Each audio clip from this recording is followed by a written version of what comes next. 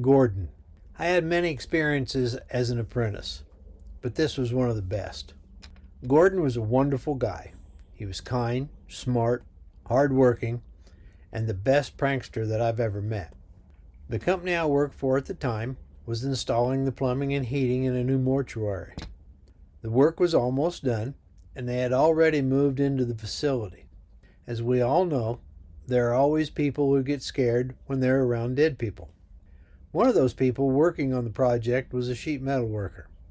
They would kid him about being afraid of dead people. With that, he normally got mad. I was not personally afraid of dead people. I lived with my grandparents on and off for all my life. They lived in a big house with an open floor plan.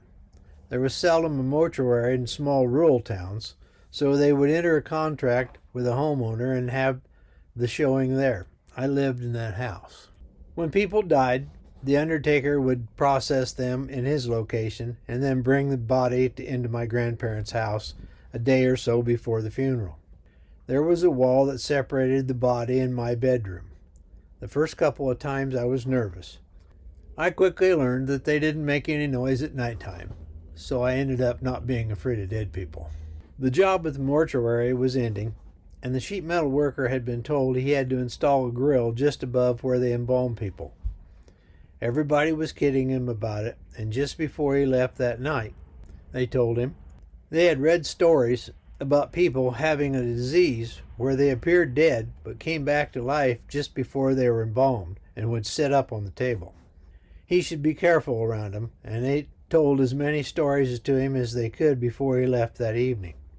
The next morning, the sheet metal worker came to work and was told that a body had been delivered last night.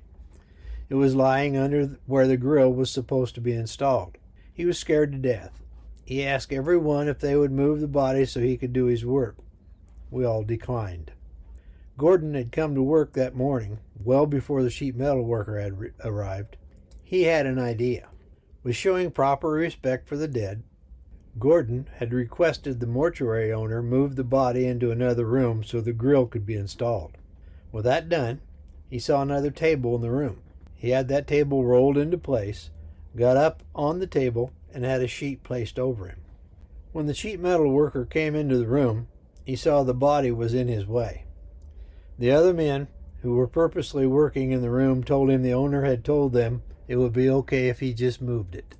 The other guys all told him that they were busy and it wouldn't hurt anything if he just pushed him over about 3 feet. When all requests to help him were exhausted, he reluctantly inched over closer to the table. Due to the fact the table was on rollers, all he had to do was roll it over a couple of feet. With all the courage he could muster, he started to move the table.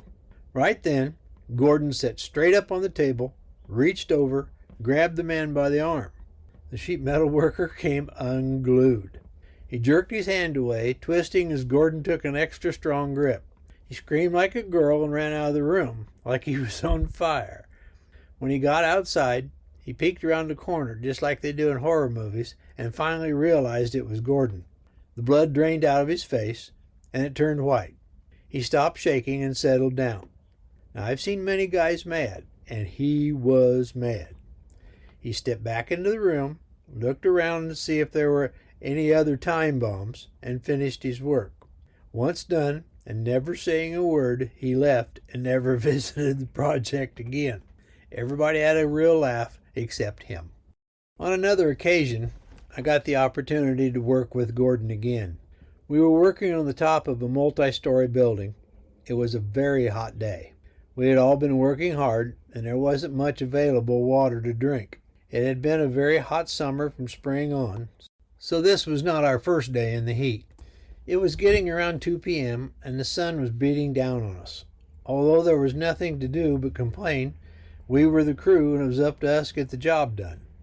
I had never liked working in the heat, as I had had a heat stroke early in life. It almost always had a negative effect on my ability to work in the sun since that time. When you're part of a team, you endeavor to work at the same level as the other crew members. In situations like this, you don't want to show any weakness. It was at the high heat part of the day. I started to feel fuzzy, and nothing seemed to make any sense. I continued to do my work, but at a much slower pace. One of the other crew members yelled out an order and asked me to go over and pick up a piece of material and bring it to them. So I started to walk toward the side of the building. Gordon had noticed I was acting strange and kept an eye on me. He just happened to be working near the side of the building and walked over to where I was. I started to walk over to pick up the piece of pipe I was told to retrieve, but I just walked right past the pile. Luckily, Gordon saw what I had done and reached over and grabbed me by the arm. He was a big man and got a good grip. Had I taken one more step, I would have walked off the top of that 3-story building. The next step would have been my last. They got me to sit down in the shade and give me some water, lots of water. I stayed there for about an hour and recovered for the day. I was never the same after that when I was asked to work in the sun. I learned to work in the heat, but never the sun. Gordon has since passed away, but I still thank him often for saving my life.